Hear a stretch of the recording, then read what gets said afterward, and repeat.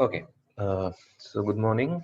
So today we are going to talk about, start discussion on network flow algorithms, which is a brand new topic. So yeah, in case you got a bit lost in what few of the previous lectures, this is a good time to come back. Um, okay, so we'll be spending a reasonable time with network flows, and in fact, my intention is that this would be like essentially the last topic which I would really like you to understand because it's incredibly useful. After this, we'll spend maybe one or two lectures on NP completeness and stuff.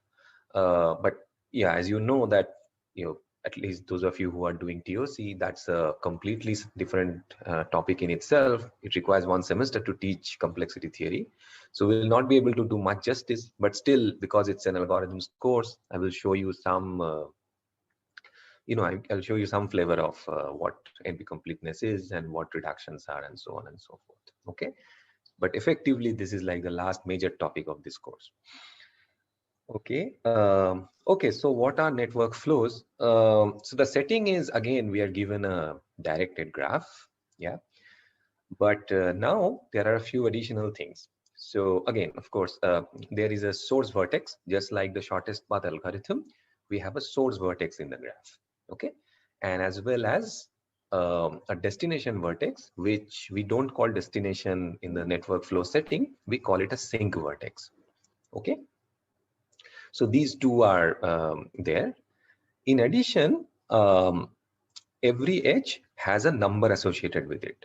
Okay, so I gave it the name CE, and we call it the capacity function of an edge. So just like for the shortest path problem, we have lengths of the edges or cost on the edges. Here we have what is known as a capacity on the edges, and they are also non-negative numbers. Okay, so in order to define the flow problem, we don't need any assumption about how the capacity function looks like, in the sense that it could be any real number. But as we will see that in order for some of the algorithms to work efficiently, or even to prove that the algorithms actually find a maximum flow or some flow in the graph, we would need to make an assumption that the capacities are integral.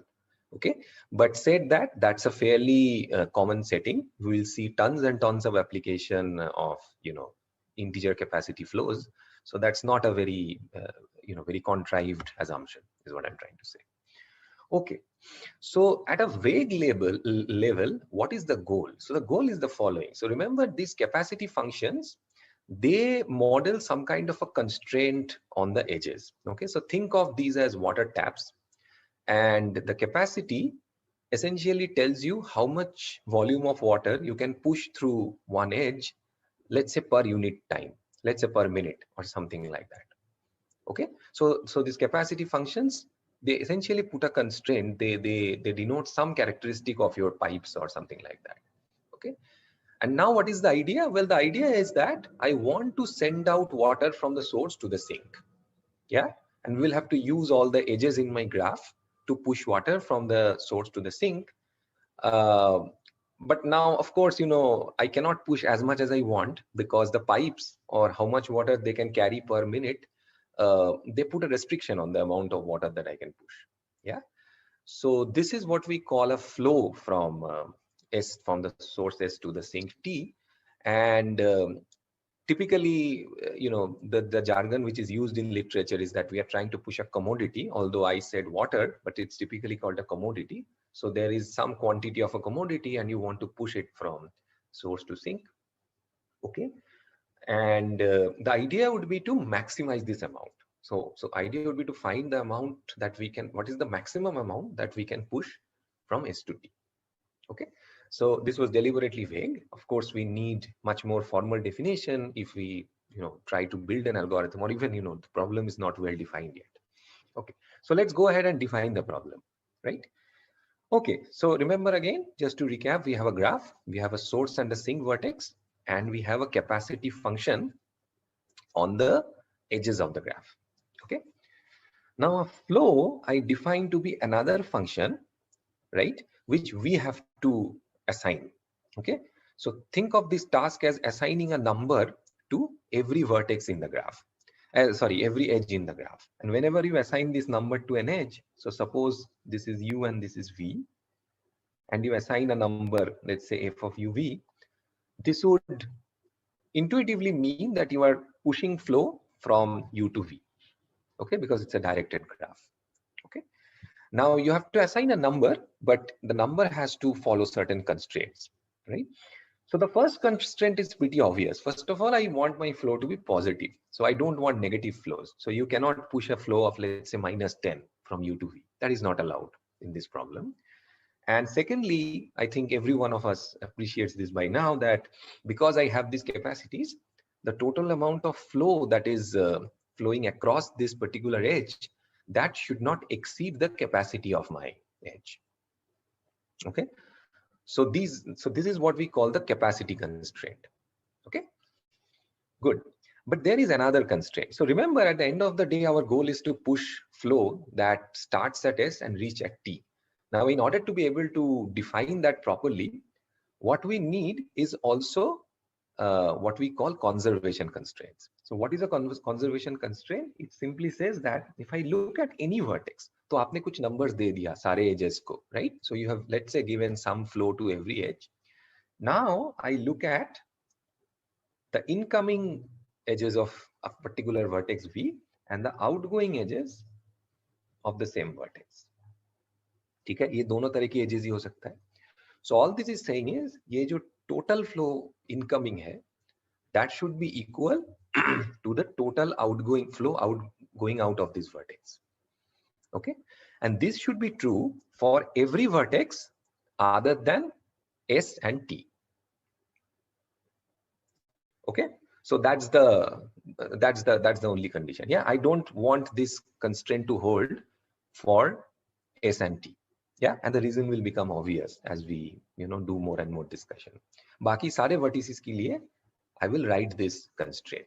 And again, intuitively, what does this mean? It means that your flow should not get stuck at some point at any intermediate vertex. Whatever is coming out of S, there should be a way to sort of send out everything ahead. In some sense, this is what this is saying. Okay. Any question about any of these constraints or whatever we have defined so far? It's fairly easy, right? Okay. Good. And now we define another quantity which we call the value of the flow. Okay, so what is value of the flow? So remember, I did not write the conservation constraint for the source and the sink vertices. So if I look at the source vertex, then I just take the outgoing edges. Yeah. So if I just look at the outgoing edges and I add up the total flow on these outgoing edges, that's what we call the value of the flow. Okay, right? Okay. So remember, it has to be a feasible flow. So it has to satisfy properties 1 and 2 or constraints 1 and 2. And given such a flow, if I want to compute the value of the flow, then that is simply the flow that is going out of S. Okay. So there is one little, technicality here. So you might also wonder that, okay, what if there are incoming edges to S? Yeah, there could be incoming edges in S in your graph, right? I mean, the graph is it could be a very general looking graph, right? So ideally, this should have been defined by the difference of the flow that is going out of S and the flow that is coming into S. So ideally, value of the flow, if you really want to be technically absolutely rigorous, then it should have been defined as this minus summation E into S F of E. Okay. But the point is that we will always assume that this quantity is 0. And why is that a valid assumption? For our purposes, as we will see that all the algorithms that we develop, they will never push a flow that is along any such edge, which is going into S. And also it intuitively makes sense, right? I want to maximize the amount of flow that is going out of S. So why the hell should I, फालतू का वापस क्यों करूंगा मैं flow? I can as well remove that flow. फिर हमारा value तो same ही रहेगा sort of, और value मतलब बढ़ेगा. It will not go down, right? So for all practical purposes, we will ignore that there are incoming edges to S. Okay, so you can just bhul jao. So whatever examples we will see, whatever applications we will see, you can safely assume that there are no incoming edges to S. And if there are, then there is never any flow on those edges. Although, please remember that even if such a thing happens, it's a valid flow by definition. There is nothing stopping us from calling it a valid flow. Okay, it's just for the, because we are trying to maximize, we can ignore this thing. Okay, clear to everyone? Okay, so assume to be 0 always. Assumed 0 for our purpose. Okay, right? Good. So that's one thing. The second thing is, now if I look at this quantity, which is the value of the flow, and it's a simple two-line exercise to apply constraints 1 and 2 and realize that this is equal to another quantity. Can anyone tell me what this quantity would be equal to? Just looking at so if I give you a valid flow and I give you property 1 and 2, very good. Yeah, so it's a flow that should go into T. Yeah, and that's a very easy exercise. So what you need to do is you take this quantity, yeah, and essentially you write out the conservation constraint for every vertex in the graph. But remember, the conservation constraint says that, so essentially I will, if I add the total flow into V minus the total flow out of V for every other vertex in the graph except T, then you will see that most of the things will cancel out, and what you will left with is the total flow which is going into T. Okay, so please do this exercise. It's a two-line thing, but it's good to figure it out. Okay, so this is equal to E into T f of E. And please note, this is not anything like magical or out of the blue. This is just a consequence of the fact that we are writing the conservation constraint for every vertex except S and T. And we are defining the flow value in this fashion. Okay? Any other question? Great. Perfect. Okay, so enough of definition. So let's now actually look at an example. Okay, so suppose this is your network. So it's a fairly large network I'm showing. So the numbers which I have written in white, they denote the capacity of the edges. Okay, and the numbers which I'm showing in yellow, they denote a valid flow in my graph. Okay, so let's just do a quick sanity check of if the yellow numbers actually form a valid flow in my graph or not. Okay, so let's consider any edge. For example, let's consider the edge which is AB. Yeah, and we can clearly see that, well, the total flow that is going along AB is 4, which is equal to the capacity of the edge. It's not necessary to be equal. It could have been less than the capacity also. Yeah, so we will see such examples in the next slide. Okay. How about the conservation constraint? Well, I think in this picture, it's fairly straightforward because, the only conservation constraint we need to check is, no, there are a few vertices. Okay, let's see. So yeah, let's take any vertex. So let's say I take the vertex E. Okay. They all look yellow. No, I am looking. So I see them all white. I don't know. Okay, so the numbers which are below the edge, those are the flows, and the numbers which are above the edge, those are white. Okay, so I'm sorry, I should not have used this color. Oh my God. Is everybody seeing them to be the same? Okay, okay. Sorry, Siddharth, I should have used maybe a contrasting color. But anyway, okay, good. So you can easily check that both the constraints are fine. And what is the value of flow? Well, I just take the total flow that is on the outgoing edges of S, and that's clearly 4. Okay, so the value of flow in this case is 4. Okay, so let's look at a slightly more non-trivial example of flow in the same graph. Remember, I have not changed the graph itself, so the capacities remain exactly the same. Okay, but now what we are able to do is we are able to assign flows to edges in a way that the total flow value is bigger than what we had in the previous slide. So previously it was 4, now it's 24. Okay, And now I think it's a bit non-trivial to check whether, not non-trivial to check, I mean, you should check that all the conservation constraints and the capacity constraints are indeed true. So the capacity constraints are mostly, you can just visualize, like you can just see that they are all true. Again, if you want to check any conservation constraint, yeah, let's take the vertex B, for example. Okay. So what is the total amount of flow that is sort of entering this vertex? Okay. So the total amount of flow that is entering this vertex is 8. Yeah. So because there is 4 from here, there is 3 from here, and there is, okay, so there is 4 from A, there is 3 from S, and there is 1 from F. So it adds up to 8. And if you look at the total outgoing flow, so it has, so only the edge BE has a non-zero flow. The edge BC does not have a flow at all. So that's 8. Yeah. So it clearly holds. And so you can just check for every other vertex. Yeah. And again, just as a sanity check, you can see that the total flow that is going out of S is exactly equal to the total flow that is flowing into T. And yeah, so that's it. So again, please note that throughout my discussion of network flows, I will assume that the incoming flow to S and the outgoing flow from T, they are both equal to 0. Okay, even if there are edges in the graph like that, I will always assume that there is no flow on them. Yeah, it makes no sense from an algorithmic point of view. Okay, so now the question is, तो हमने value of flow को 4 से 24 कर दिया. Now the question is this the best that we can do? Okay, is this the maximum amount of flow that I can send out of S? Is the question, without violating any of the capacity. Now, of course, it's very difficult to figure out from this diagram unless you are okay. Good. So Shruti says that it's 30.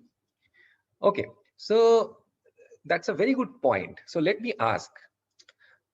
So what she claims is that the total capacity that is going out of S is 30, clearly, because it's 10 plus 5, 15, plus 15 is 30.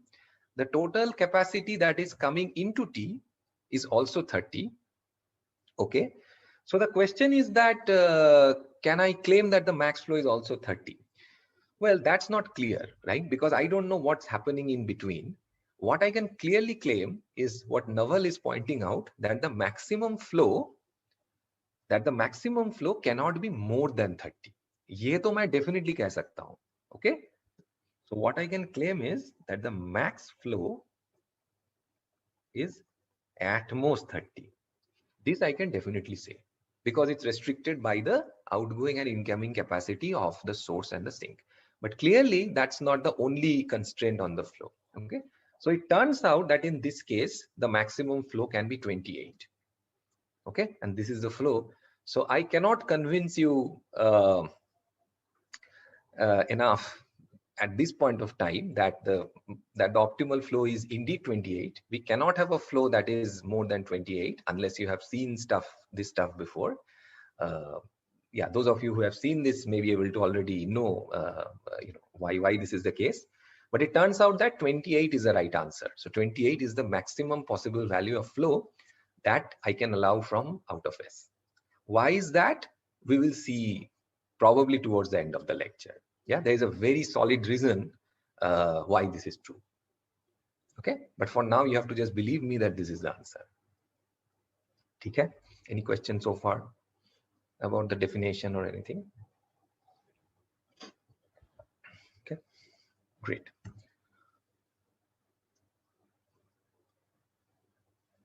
Okay, flow in node correct. Okay, let's check. Maybe I have done a mistake. हो सकता है. So what is the incoming flow? The incoming flow is there is some nahi ठीक. Okay, right, you are right. This should be 13. Perfect. nahi, I think yeah, so there is some mistake here, right? So there is something wrong. Let's see.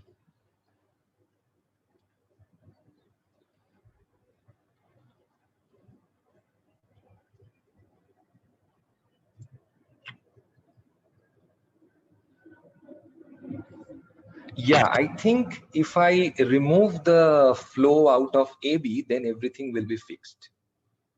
Let's see if that is true. Is this fine now?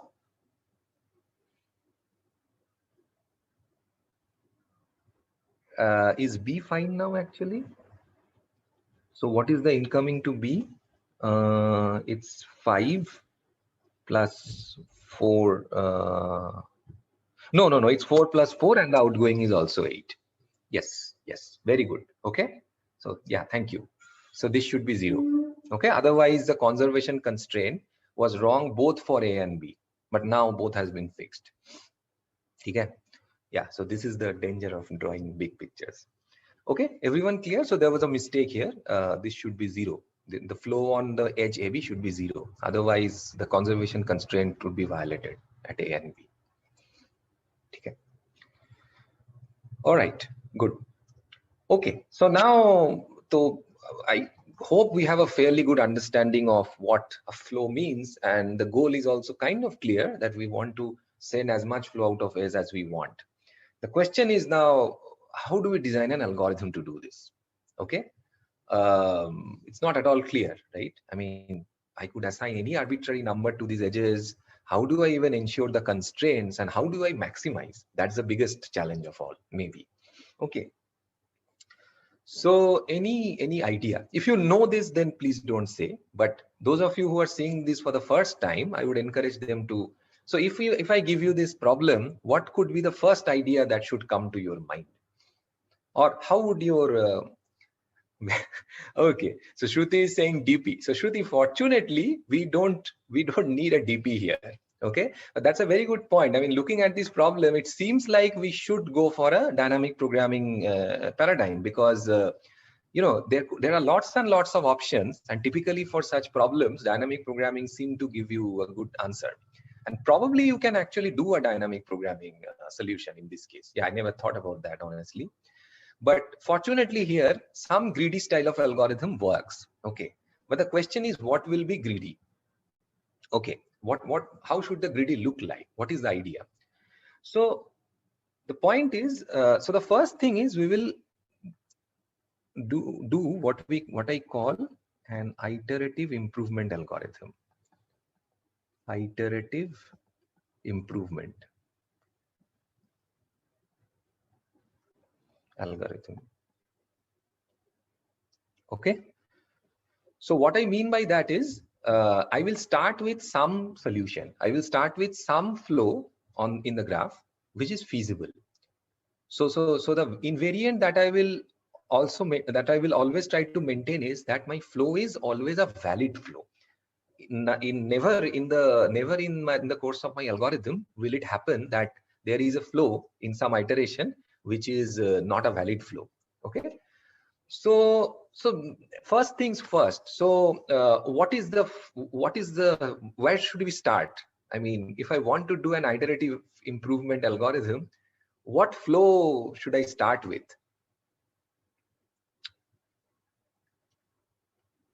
Okay, max is a bit risky, Shruti, because see, if you do I don't know what you mean by max. I guess what you mean is that the max capacity that is going out of S, but that's a bit risky because you don't know whether the conservation constraints will be handled or not. So Soham suggests 0. Why not? So just start there. I mean, I am doing an iterative improvement anyway. So the hope is that I will start with a 0 flow and eventually I will reach some maximum value. That's the hope. So let's start with 0. So that's why I have written everything 0 here. That's a valid flow. Of course, it's not a maximum flow, but that's okay.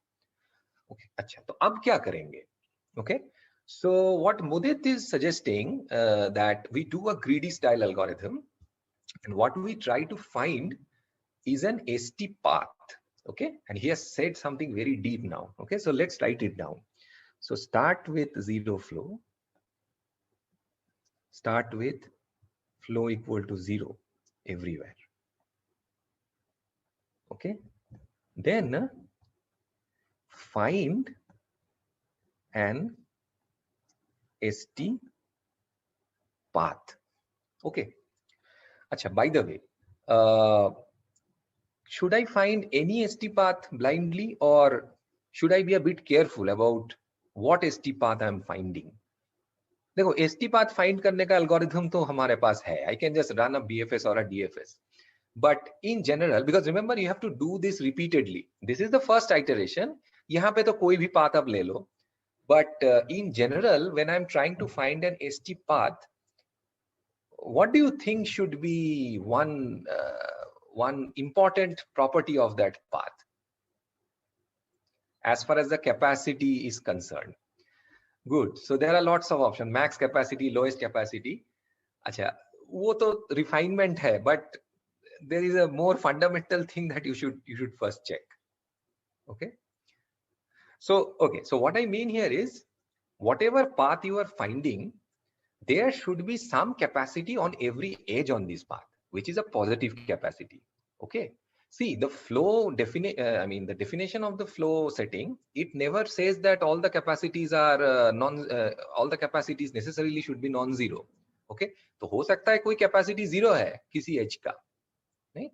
So when you are trying to find a path from S to T, you better try to find a path which has a positive capacity, okay, on every edge along this path, right?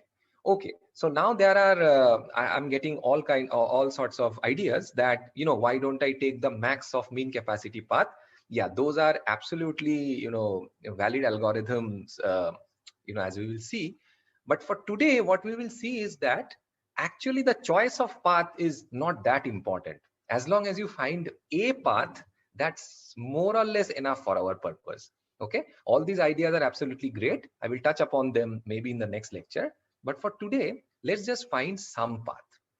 Okay, but even before going into that, you know, why do you think finding a path is beneficial?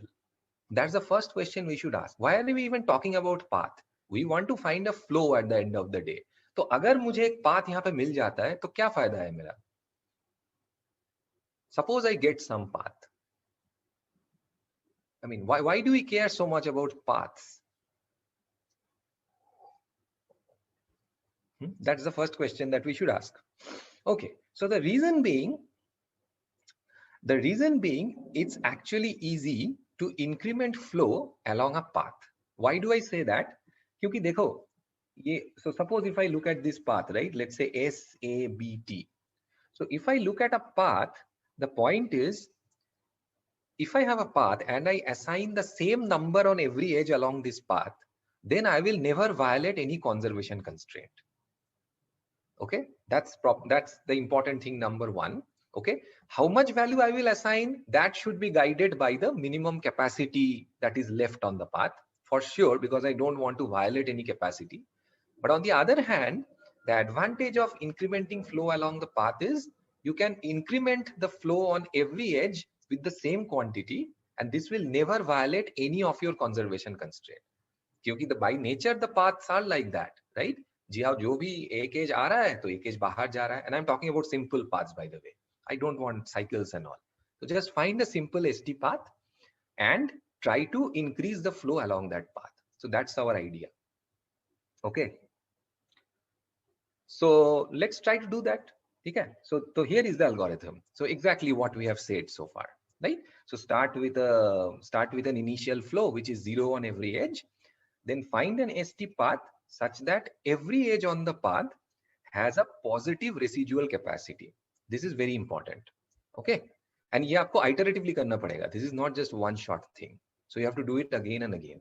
So find a path where some capacity is left. So कोई भी iteration में there is a current flow, and then you can define the residual capacity of that edge as the difference between its original capacity minus the amount of flow that it is carrying currently. Okay, so this difference has to be positive for every edge along this path. अगर आपको ऐसा path मिल जाता है, then I can safely augment, what I call augment along this path. So this is probably a new term. I'm using this for the first time. So we say that we augment the flow. So we increment the flow or augment the flow along that path. Okay, और कितने से हम increase करेंगे along that path? Increase by the minimum residual capacity. Okay, by the minimum residual capacity. Again, please note that I am not insisting for now that you find a special path. Okay, you find just any path. So I'm not saying find the max capacity, max mean capacity, max bottleneck or anything like that. Yeah, shortest path kuch bhi nahi keh rahe hum. Just do this. Just find any ST path. Okay, and repeat until you get stuck. Question is this a good algorithm? So if I find an arbitrary ST path and I push capacity and I try to push flow along that path, will I always end up with the max flow is the question.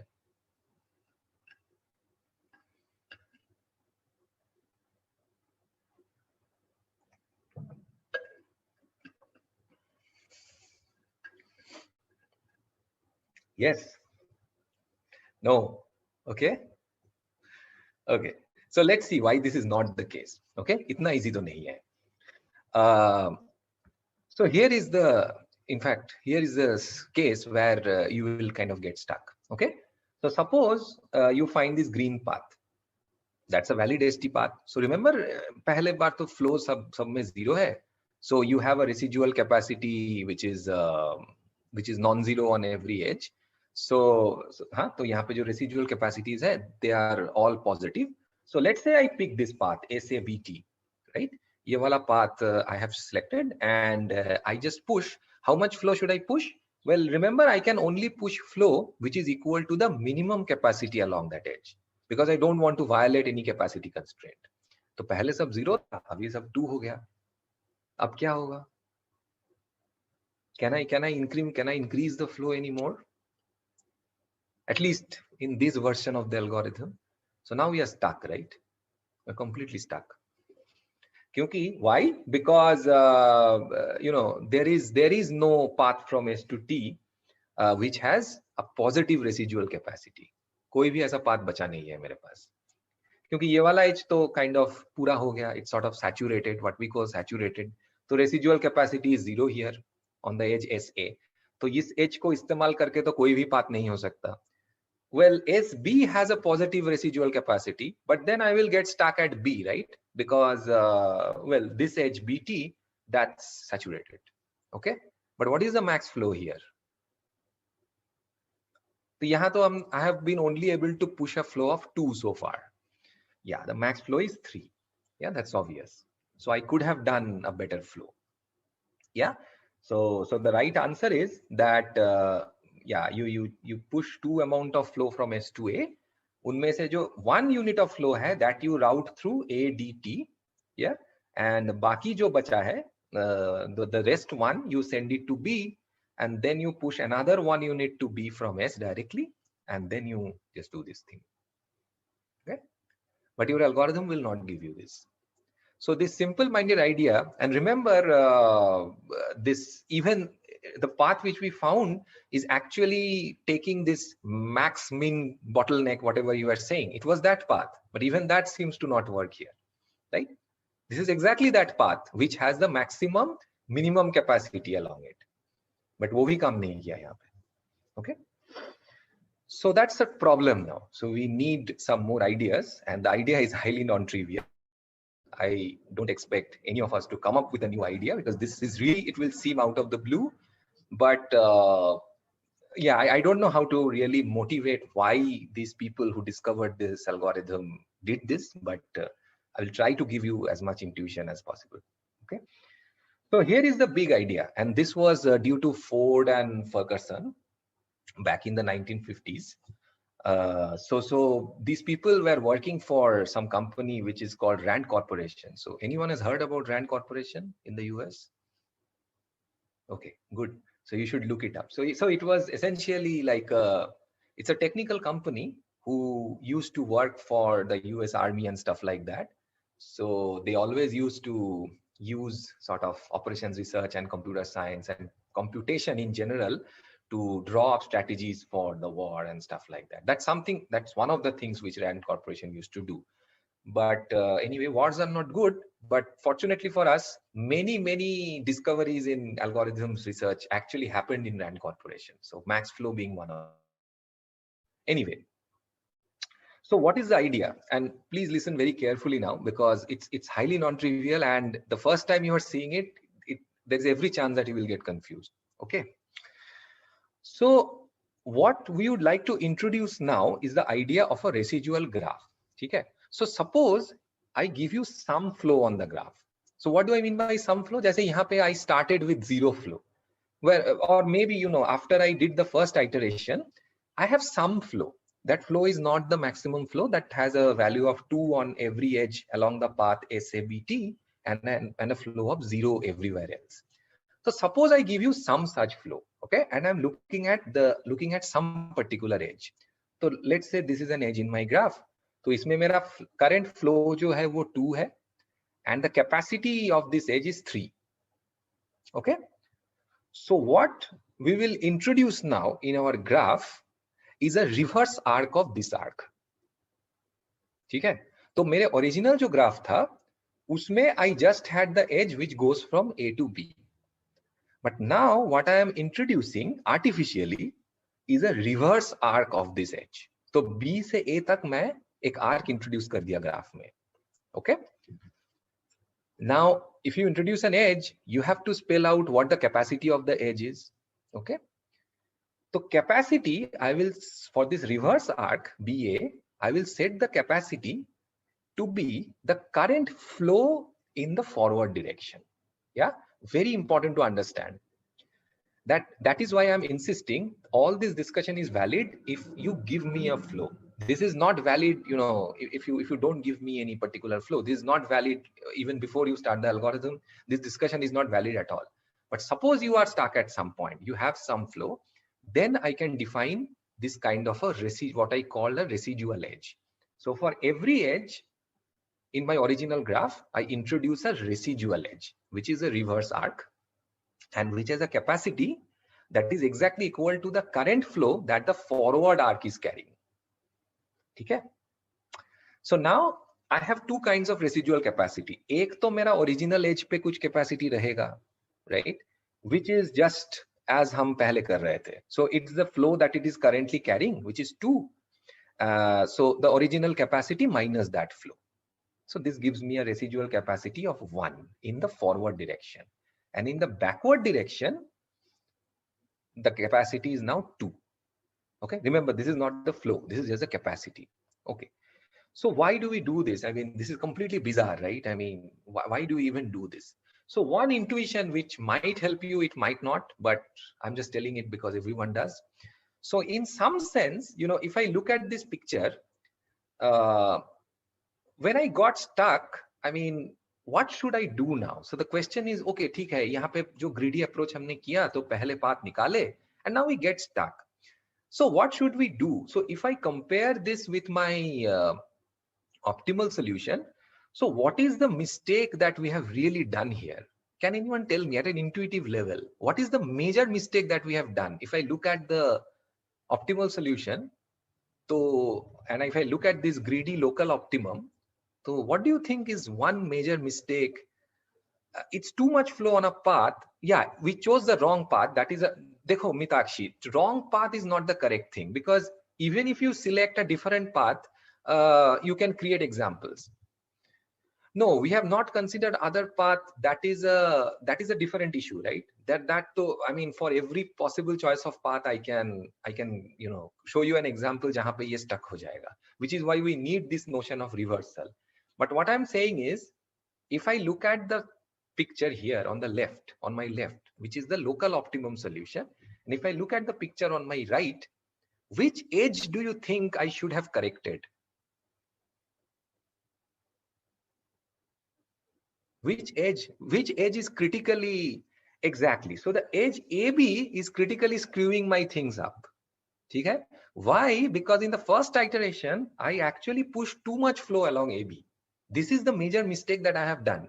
वो अगर मैं नहीं करता, if I had some way of rectifying this mistake, then probably I could have gone towards the optimal. ठीक है?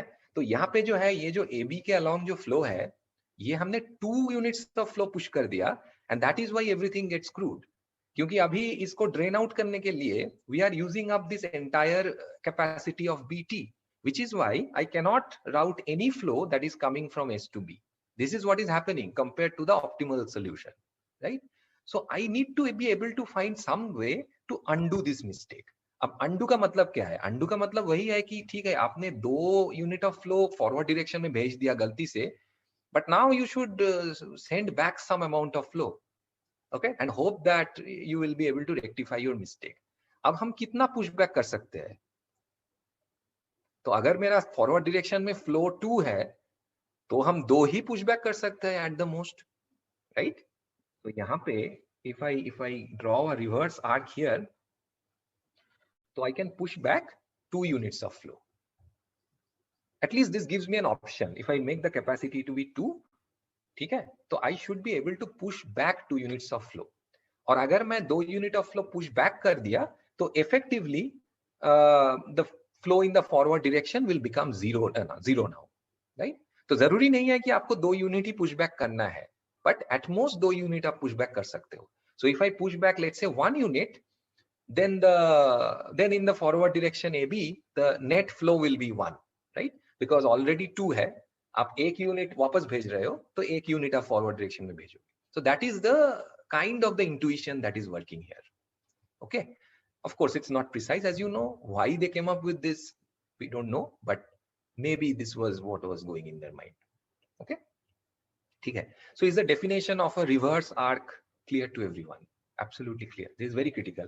And always remember that reverse arcs or residual edges are always defined with respect to a given flow. Without a given flow, there is, the idea of residual flow does not make sense. Yes, Soham, please. So Soham has a doubt. Soham, I think it's best if you unmute because it's too much to read and...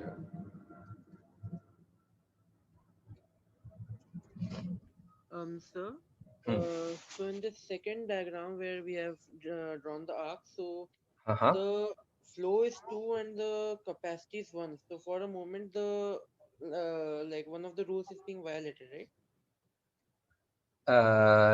Can you say that again? What does it mean? From A to B. Oh, okay. I see what you mean. No. The point is, so the residual graph is sort of, it's for the next iteration, right? Whatever I have. So ye jo 2 units of flow. So what Soham is asking is the following, that currently it seems like the capacity in the forward direction is 1, but the flow is 2. But that's not true, right? ये total capacity basically तुम्हें ये ध्यान रखना पड़ेगा कि ये जो दो नंबर है, the sum of these two should not exceed your capacity in the forward direction. That is what you should take care of. So this 2 is essentially my current flow, jitna already मैं push कर रहा हूँ, and the white things are my residual capacities. They are not my original capacities. Okay, so this is still fine. Okay. Yeah. Any other clarifying question? Okay, good. So what we will do is now, जो पहले हमारा idea था हम उसको ही use करेंगे, but now we will run our algorithm repeatedly on this residual graph. ठीक है? So I will modify my algorithms only slightly, right? And this is magical. So I again start with a flow which is 0, and I will repeat the following until there is no ST path found in the residual graph. Okay, and again when I say there is no ST path, I mean an ST path which has some positive residual capacity. Okay, अगर 0 है किसी edge में फिर तो कोई फायदा नहीं है. So you repeat this. What do you do? Well, you find such a path, और आप एकदम same चीज जो पहले हम कर रहे थे. I find the minimum capacity edge along this path, and now I augment. Now यहाँ पे I have to be a bit careful कि what do I mean by augmenting the flow? Because now I can have two types of edges in my graph. So pehle this was easy. So if this was an edge, so I'm just saying what I mean by augmentation along an edge. So now, suppose you have found an ST path. Now, obviously, it will be a simple path. There is no question of, finding a path which uses a cycle. कोई फायदा नहीं है उसमें. Okay. So suppose that your ST path uses this edge UV in the forward direction. ठीक है? Remember, there are two versions of this edge. एक forward direction में है, एक backward direction में है. तो अगर तुम्हारा जो ST path अभी you have found using your BFS or whatever, उसमें अगर तुम forward direction में है इस path में, then you increase the flow along the forward direction. Okay, so that's what the first condition is saying. not the else, I mean this one. Okay, तो अगर ये edge E forward direction में use हो रहा है, I increment the flow along that edge. अगर ये backward direction में use हो रहा है, in that case I will effectively decrease the flow in the forward direction. Okay, so we will see examples of this. Just give me a second. Yeah, sorry. ठीक है, everybody understands? So we will see an example soon. I think maybe it's a bit hard to visualize what's going on, but effectively वही है कि अगर मेरा path backward direction में edge को use कर रहा है, I will decrease the flow in the forward direction. और अगर वो forward direction का edge ही use कर रहा है, then I will just increment it. Okay, that's the idea now. बाकी the algorithm remains exactly the same. Decrease by how much? Well, decrease by the amount of flow that is on the backward edge. So suppose इस backward edge में मेरा flow अभी 2 है. Okay, so then in the forward direction I will decrease the flow by an amount of 2. Okay. Yes. Any other question? So let's see an example. So hopefully things will become a bit more clear. Okay. So let's take this example, which is slightly non-trivial than the previous one. So abhi mera ye hai, and you know I have initialized all the flow value to 0 and stuff. So suppose I find some ST path. So abhi to first iteration hai, so every edge has full capacity. So I don't care. I just find some ST path. Use your favorite routine, BFS, DFS, whatever you want. Okay. So suppose I found this blue path. Okay, and I'm deliberately showing you some path. I mean, you can try running your examples where your BFS or DFS can choose a different path as well. So, you know, I don't know which path BFS or DFS will give me. This is just some arbitrary path. Okay, so ठीक है, ये path मैंने कर दिया. Now, by how much should I be able to change the flow along this path? So suppose I found this path. Your algorithm finds this path running some BFS. So by how much should I be able to increment the flow? Very good. So it's a value of 4, right? Because again, the minimum capacity along this path is 4. So on every edge along this path, and remember here we are not using any backward reverse arc. Everything is in the forward, the original edges. So there is no question of decrementing the flow. So I will only increment the flow along the forward direction. ठीक है? तो ये मेरा current flow हो गया. Okay, so this is my current flow. But now I have to do something which is slightly non-trivial, which is I have to find the residual graph. So ये मेरा current flow है after the first iteration. With respect to this flow, I should now find the residual graph. तो मेरा residual graph कैसे दिखेगा? It looks something like this. Yeah, the picture is going to be messier, but that's how it is. Okay, so let's see, why is this the residual graph? Let's convince ourselves that this is indeed true. Okay. So let's, for example, take any forward arc. तो जो arcs ये blue path में नहीं था, उनके लिए तो nothing will change, right? Right? उनके लिए nothing will change. Why? Because first of all, I have not used any capacity of such an edge in the forward direction. That's the first thing. So मेरा residual capacity same ही रहेगा जो पहले था. तो पहले इसका 5 था, अभी भी 5 ही रहेगा, for example.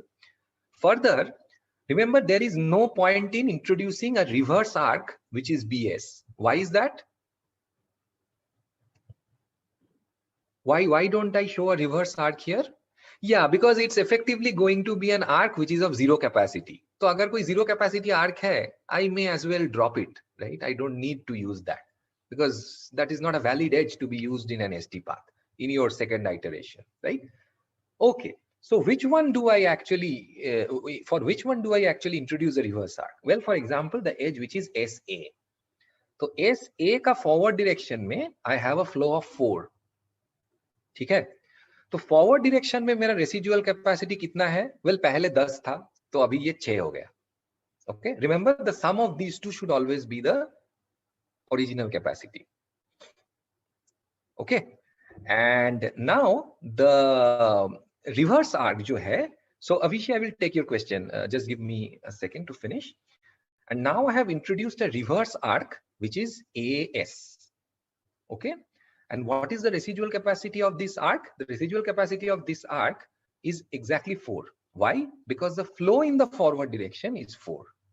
तो ये जो उल्टा जो एज है इसका कैपेसिटी अभी मैं 4 सेट कर दूंगा. And similarly for the edges EB and TE.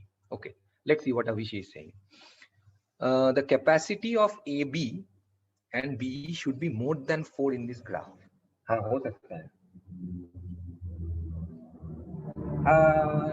Why should this be more? No, Avishai, the original capacity was 4, right? So along AB, the original capacity was 4. So you are also sending a value, right? So this is fine. Yeah. Okay. So remember, I'm showing the residual capacity now, not the original capacity. This is what Soham was asking. ठीक है, सबको समझ में आ गया? So let's go on. अभी मेरे को ये residual graph मिल गया. Let's find another path. तो ठीक है. Now again I am able to find a path which is just using the forward edges. तो ये जो path है, ये जो blue में path दिखा रहा हूं मैं, इसमें we have all the residual capacities in the forward direction to be positive. ठीक है, 6 है, 4 है और 10 है. So अभी again how much? So let's just ask this way. What should be the flow along, let's say SA now, after I augment along this path? So remember, this is a new augmenting path. So what should be the flow along SA after I augment?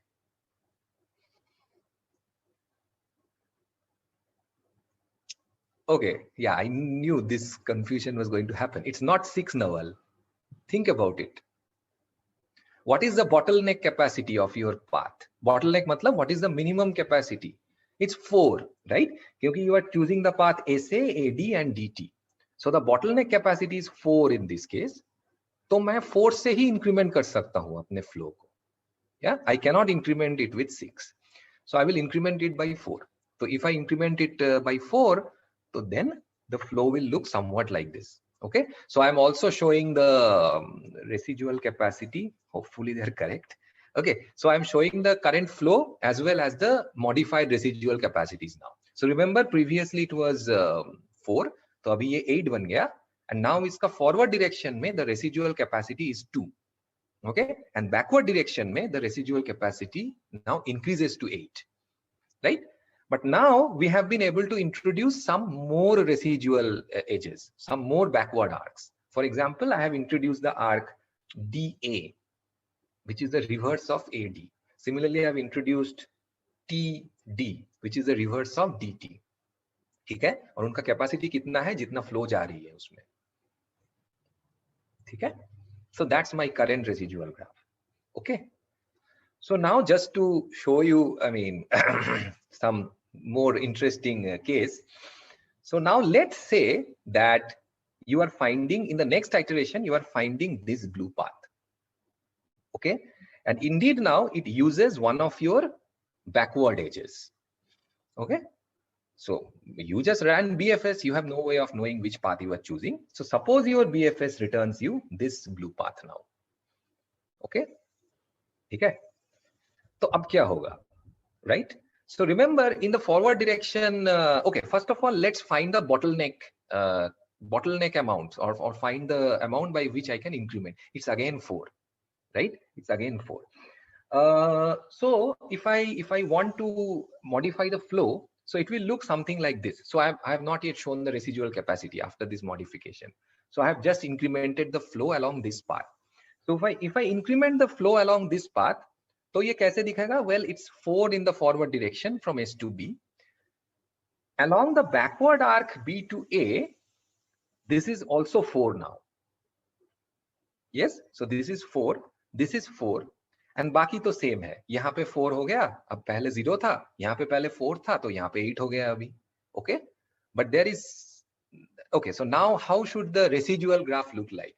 First of all, what should be the forward flow? Like देखो ये तो residual जो backward edge है dotted वाला, this is not a real edge in my graph, but I have to give a real flow. So which flow do I need to modify now?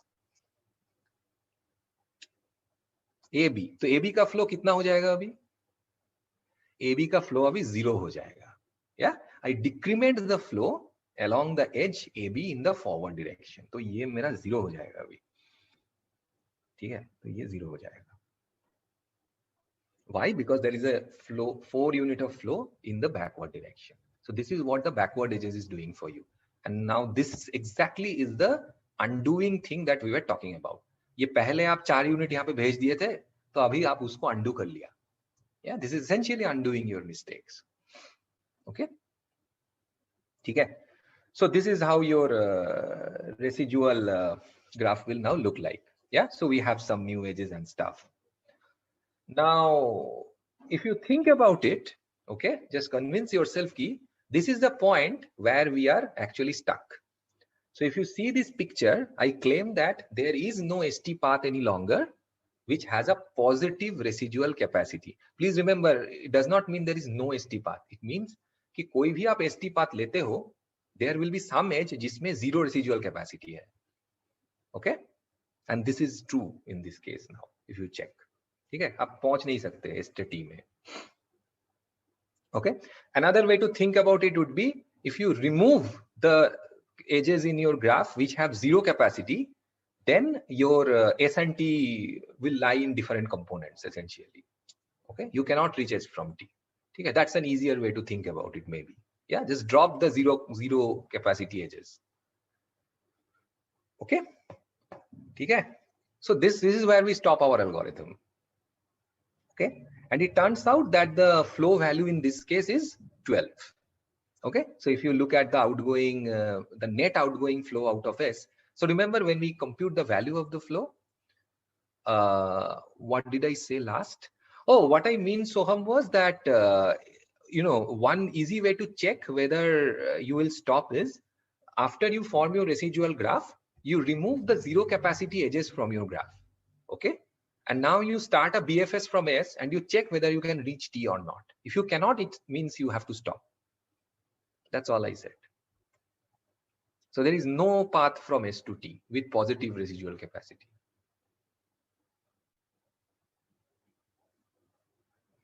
Okay. In the last step, okay, so Shashank is asking, in the last step, we will revise the residual capacity of AB to be 4. That is correct. That is correct. That is correct. You are right. You are right. Yes. So yeah, in fact, that is what I have done here. Shashank, so the residual capacity of, it's 4. Yeah, but the flow is 0 now, right? Okay, so everyone clear? So in case mein it's 12 and I claim that this is optimal, okay? Without proving or anything, I just claim that this is actually the optimal. You cannot do better than 12, okay? And this is totally unclear. Why? I mean, why should this be true? I mean, suddenly this idea of backward edges, residual edges, why should it give me the correct answer? Okay. So let's state the theorem formally. So the theorem essentially proves the correctness of Ford-Fulkerson algorithm, which says that flow F is maximum if and only if there is no augmenting path in G of F. Yeah, this is very, very important. So अगर मैं आपको एक flow देता हूँ such that there is no augmenting path from S to T in the residual graph with respect to this flow, then this has to be the maximum flow. Okay, so a corollary of this theorem is that our algorithm is correct because we only stop when we cannot find an augmenting path. But uska matlab ye hai ki F is the maximum flow. Yeah, so this is what we are going to prove. Maybe not today, but in the next lecture. Okay, good. So yeah, the proof, yeah, this is just some comments. So basically the proof is highly non-trivial. Yeah, this is probably one of the, I don't know, I mean, cornerstone proofs in algorithm theory. And what we will see is that we actually require the notion of ST cuts, yeah, in order to be able to do this proof. Okay? So just by appealing to the algorithm or what we have done in every iteration, so just like we did for some other greedy algorithm, maybe it's not possible to prove that this algorithm is correct. Yeah.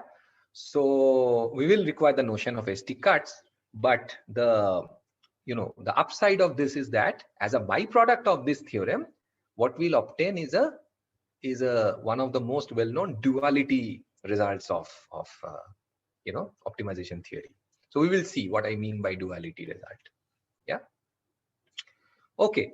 So as I said here, we will be requiring the notion of ST card. So before that, any question about the algorithm or anything? So let's just stop for a couple of minutes so that you can digest.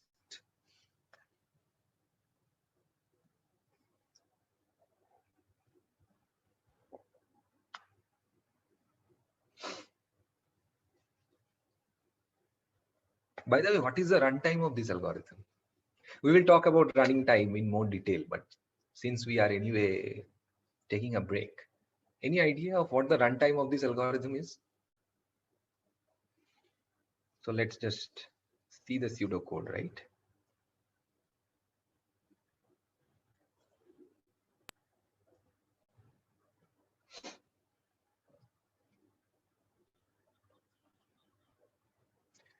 So any rough anything, any comment about the running time?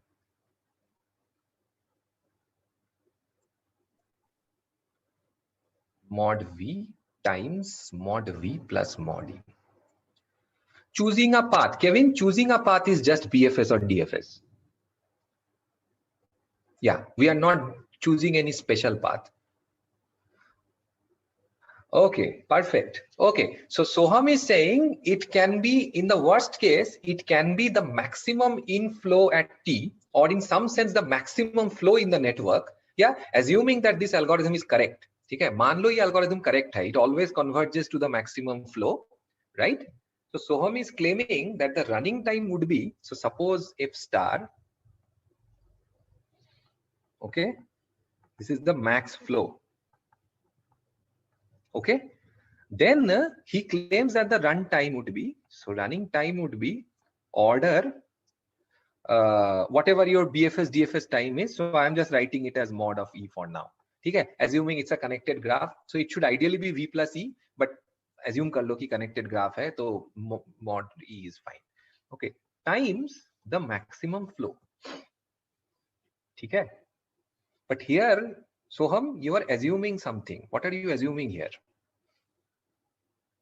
So when he says that this is going to be the runtime, okay, first of all, let's see why is this true? Okay, why is this happening? So what we claim is that the total number of iterations, right? Remember, I am doing this process iteratively. I start with zero flow, I find some flow, find the residual graph, run a BFS DFS, augment the flow, और आगे बढ़ते हैं हम. Again find the residual graph. तो कितने iterations होगा? Okay, so you start with zero flow, yeah, and at least it should be intuitively convincing that the flow value out of S should increase at every point of time. So why can I claim that? Why should the flow value always increase? क्योंकि देखो आप तो residual graph में, see, in the residual graph you also have these reverse arcs, right? And what we said is if you use a reverse arc, then you should decrease the flow in the forward direction. So why can't this happen for S? Why can't this happen that the flow out of S is decreasing at some iteration? Why should it monotonically always increase?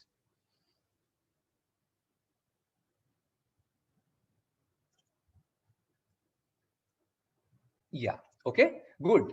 So here we are using the fact that effectively there are no backward edges to S. Okay, so remember I have assumed this thing that there are no backward edges to S. Agar wo rehta bhi. Okay, by the way, Shruti, no, that's not completely true, because maybe in the original graph there was no backward edge. No. This is important to understand, right? So first let me clarify what Shruti is saying. So what you are saying, Shruti, is that there is no backward edge to S, but that's in the original graph. But in the residual graph, there could be a backward edge, right? Yes. So then why should it happen that, the flow out of S is not decreasing? Yeah, so Kevin was saying something. We can avoid taking backward edge to S. What do you mean by avoid?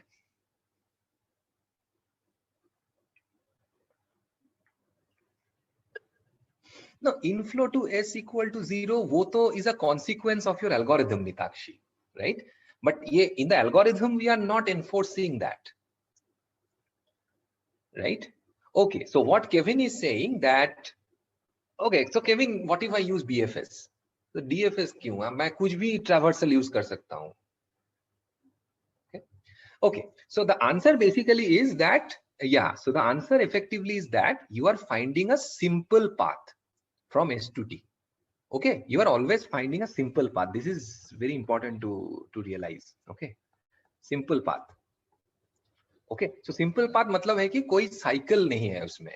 तो अगर कोई cycle नहीं है, and if your path is starting from S, then how can there be an arc which is getting back into S? This cannot happen. You are only finding simple paths. And in fact, BFS, DFS, अगर आप BFS tree या DFS tree को देखते हो, they effectively give you only simple paths. Yeah, remember, if you just take DFS for example, you can have back edges and cross edges and whatever, but those you don't, you ignore them, right? Essentially, I mean, you don't ignore, but for this purpose, just to find a from S to T, you don't take back edges or cross edges. So there is no way that your ST augmenting path can be using a backward edge. Okay? Everybody understands this. So which is why whatever ST path you selected, that will always choose an edge out of S in the forward direction. Okay? और अगर ऐसा है, so then whatever we increment, it will only actually increment the flow out of S. It will never decrement the flow out of S. Okay? तो अब अगर ये है, तो इसका मतलब क्या है? How many iterations at the most should I require to finish my game? Provided, okay, assuming that this algorithm is correct, how many iterations should I need at the most?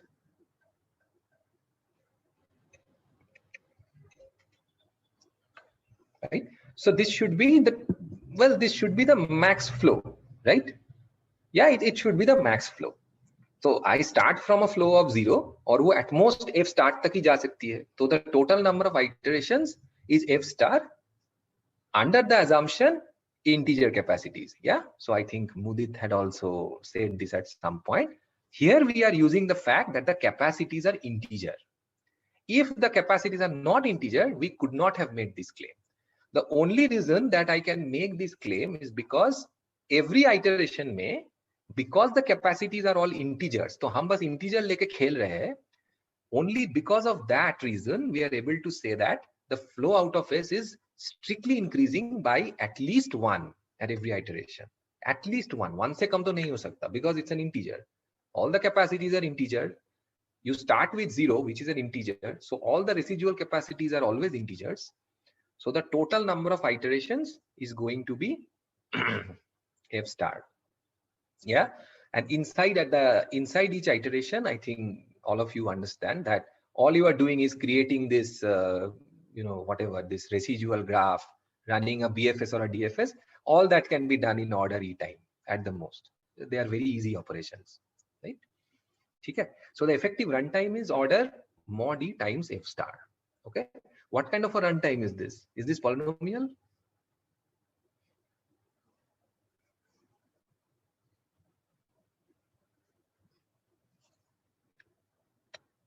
Is this polynomial runtime? Very good. So it's exactly the case. This is pseudo polynomial. This is exactly the case that we landed up for the knapsack problem. Why? Because this f star, it's not in order to denote f star, all you need is log f number of bits, right? It's the same situation. So this is a number. This is an input number in your algorithm. तो उस पे अगर आपका algorithm polynomially depend कर रहा है, तो then this is pseudo polynomial. This is yeah. Okay. Okay. So Kevin is asking. Okay. So what Kevin is confused about is how can we say that we are increasing and not decreasing or keeping the same? Okay. Very good. That's a very good question. Okay. So here is the answer, Kevin. So suppose you have the source S, right? Okay. So suppose in some iteration, so remember, what are we looking at? We are not looking at when we say the value of the flow is increasing. What is the definition of the value of flow? It's the total amount of flow that is going out of S. That's the definition. So this is the value of the flow, right? So suppose this value decreases. Okay, or in fact remains the same. Chalo decreases मान लेते हैं पहले. Remains the same is the same thing. So suppose it decreases. So what does it mean then? How can the flow to S decrease? What is the only reason that we decrease flow along the forward direction? The only reason that we decrease the flow along the forward direction is if there is आपका जो ST path है उसमें एक backward edge आ रही है यहाँ पे. Okay, but अगर ये backward edge आ रही है, then what does it mean? I mean, in the ST path, just like you said, right, there is a back edge. So you shouldn't have taken this edge. Yeah, so it cannot be decreasing. The same thing, and it cannot remain the same, right? Because you are always increasing the value of the flow, if you think about it. Okay, so this is pseudo polynomial runtime. Pseudo poly. Okay, so one comment is that although this is pseudo polynomial, it turns out that the value of the max flow in many practical applications, the value of the max flow is not very high. It's in fact polynomial in the number of vertices and edges. Okay, it will seem a bit bizarre at this point, but as we will see a few applications, we will see that it's quite often the case that this value of f star is not very high. It's something like the number of vertices or number of edges. So in those cases, it effectively become a polynomial runtime. But in general, this is pseudo polynomial. Okay. Now there are strictly polynomial algorithms for computing max flows. We can't cover them, unfortunately, in this course. That's too much. But we will see. Okay. Okay. So what I will do is I will introduce ST cuts because you already know about cuts, right? So we have already talked about, when did we talk about cuts? When we proved spanning trees, right? So it's exactly the same notion, right? So remember, we would require ST cuts. So what is a cut? Well, again, I'm given this. So देखो, ये cut problem से as such, this has nothing to do with the flow problem. I mean, this is an independent problem that you can define, but it will turn out that these two problems are related in a very intimate way. Okay. So what is a cut? It's the same thing. It's a partition of the vertices. The only additional condition is that S should be on one side of the cut. Let's say the A side. So this is the A side, and T should be on the B side of the cut. If this is valid, then this is called an ST cut. Okay, this is the same similar thing that we did for spanning trees. Okay, and now we need another definition, which is the capacity of the cut. So what is the capacity of the cut? It's exactly what it says. So if I look at the edges which are going from the A side to the B side, what is the A side? The A side is जहाँ पे S है हमारा, ठीक है? तो उधर से जो दूसरे तरफ जो edges जा रही है, उनका अगर capacity if I sum up, then that gives me the capacity of the cut. That is the definition of the capacity. Okay, so which edge is not part of the cut, for example? So can anyone tell me which is one edge that is not part of this cut or does not contribute to the capacity? Exactly. So FB does not contribute to the capacity of the cut. Yeah, because that is an edge which is going from the B side to the A side. Although it is between these two partitions, but it's in the wrong direction. So इनको हम capacity में count नहीं करेंगे. We will only count those which are going forward. Okay, so this is just definition.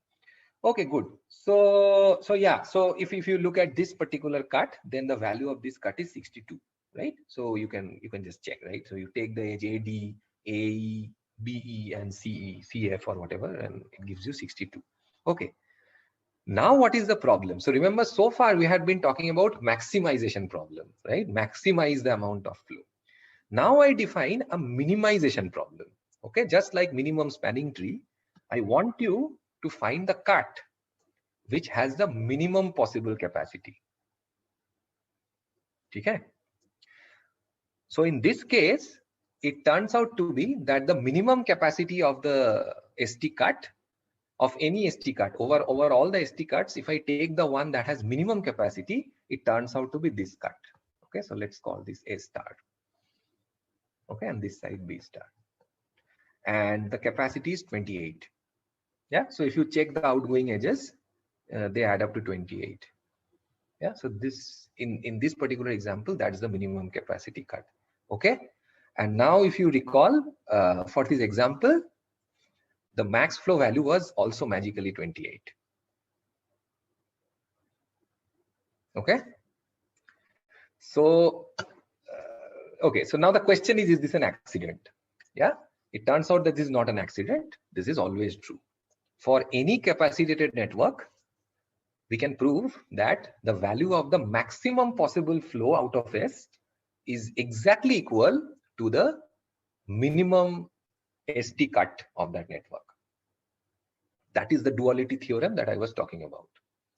Okay, so we will end up proving this theorem as a consequence of Ford-Fulkerson algorithm, right? So someone, we remember, I think someone pointed out that, for example, the total value cannot be more than 30 in this example. Okay. Harsh. So we will come to that definition. Okay. So what I think Naval or someone pointed out that the maximum flow value cannot be more than 30. Now, in the language of cuts, why do you think the maximum flow value cannot be more than 30? Equality chhod dijiye. Cannot be. So which cut restricts you a value of more than 30? Which is the cut that is doing that? Right? So it can be, yeah, so it can be just this cut, right? S on one side and everybody else on the other side. So this is a cut, this is a valid cut, right? So that has an outgoing capacity of 30. So it turns out that the maximum flow is restricted by this value. Okay. Okay, so Harsh has some confusion about ST cuts. So Harsh, it's actually a partition. Okay, so you have your entire vertex set. I ask you to partition it. Partition मतलब equal partition नहीं, कोई भी partition. तो कुछ vertices को आप A में डाल दोगे, कुछ vertices को आप B में डाल दोगे. Okay, the only condition is कि S should be part of A and T should be part of B. Now, if you have such a partition, that is a cut. As simple as that. Okay, and then if we look at the edges that are going from the A side to the B side, then the total capacity defines the capacity of the cut. That's it. Very good. Okay, so what Kevin now asking is the capacity of any cut greater than equals to flow on any path? Okay, so that is exactly what I have written here. Okay, so this is the first theorem. So of course we are not proving it today, it's too much. So this is also known as the weak duality of flow cut. Okay, yeah, do baar aa gaya duality. ठीक है. So this is also known as the weak duality theorem, which says that if I give you any valid flow and if I give you any ST cut, then the value of that flow can be at most the capacity of the cut, capacity of any cut. Okay. Remember, here I am not claiming the optimal points. So I am not saying that F is the optimal flow. Neither I am claiming that the AB cut is the optimal cut. Okay. F max flow nahi hai or AB min cut bhi nahi hai. Right? Give me any flow and give me any cut. I claim that the value of the flow is at most the value of the cut, at most the capacity of the cut. Usse zyada nahi ho sakta. Okay. That's the weak duality theorem. Right? And then what we will end up proving is if both of them are optimum, तो दोनों का value equal है फिर. Yeah. So that will also prove the correctness of Ford-Fulkerson. Questions? Yeah. So we'll prove this next time.